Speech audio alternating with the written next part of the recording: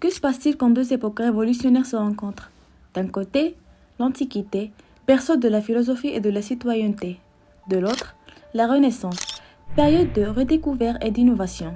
Mais quels étaient leurs idéaux éducatifs et comment la Renaissance s'est-elle inspirée des Grecs et des Romains pour construire son propre modèle? Dans cette vidéo, nous allons explorer les liens fascinants entre ces deux périodes, du trivium et quadrivium aux langues classiques, en passant par les figures emblématiques comme Socrate et Erasme. Installez-vous et plongeons ensemble dans l'histoire de l'éducation.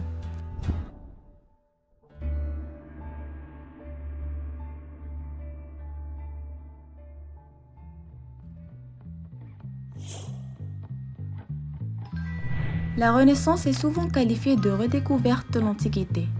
Les humanistes, fascinés par les œuvres de Platon, Aristote ou Cicéron, ont puisé dans ces textes des idées pour réinventer l'éducation. Mais pourquoi ces intérêts soudains pour l'Antiquité? En Grèce antique, l'éducation visait l'harmonie entre l'esprit, le corps et la cité. Les philosophes voyaient l'instruction comme un moyen de trouver la vérité et de bâtir une société juste. À la Renaissance, ce modèle revient en force, mais avec une différence.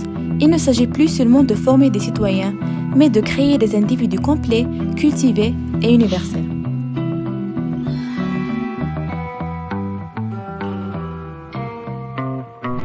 À l'Antiquité, la formation des citoyens était centrale. Prenons Athènes. Les jeunes apprenaient à parler en public, à débattre et à défendre les valeurs démocratiques. En parallèle, Sparte formait des soldats disciplinés pour protéger la cité. Mais à la Renaissance, l'idée change. On parle désormais de l'homo universalis, l'homme universel, capable d'exceller dans les arts, les sciences et les lettres. Léonard da Vinci en est l'exemple parfait. Artiste, ingénieur, scientifique. À la Renaissance, l'éducation ne vise pas seulement la citoyenneté, mais l'exploration du potentiel humain dans toute sa diversité.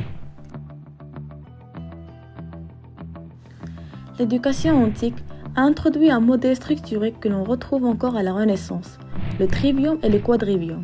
Ces disciplines formaient les bases de l'enseignement classique. Ces deux modèles montrent une continuité étonnante. À l'Antiquité, ces savoirs étaient destinés à préparer les citoyens à participer à la vie publique. À la Renaissance, ils sont enrichis par des découvertes scientifiques et artistiques, comme celles de Galilée ou Michel-Ange.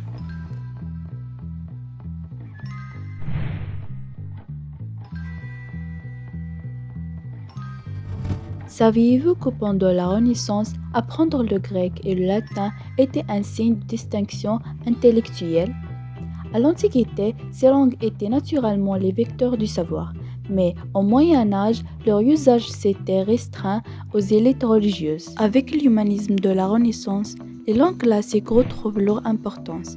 Les penseurs comme Erasme insistaient sur la nécessité de lire les textes originaux pour en comprendre toute la richesse, sans les interprétations médiévales.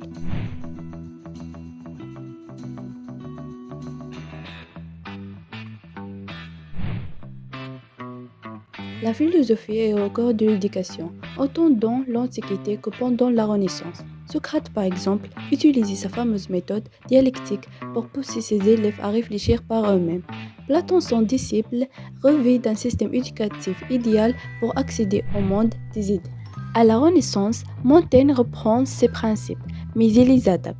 Il critique une éducation trop rigide et théorique. Pour lui, il faut apprendre par l'expérience et encourager la curiosité naturelle de l'élève.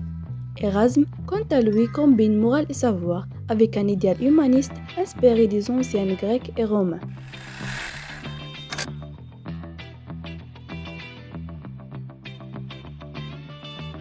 Au final, l'éducation de la Renaissance est une véritable réinvention de celle de l'Antiquité. Les idéaux grecs et romains, centrés sur la sagesse et la citoyenneté, se transforment pour répondre aux aspirations d'une époque tournée vers l'individu et l'humanisme. Alors, que pensez-vous de cet héritage éducatif? Quelles valeurs devrions-nous préserver aujourd'hui? Merci d'avoir regardé et à bientôt.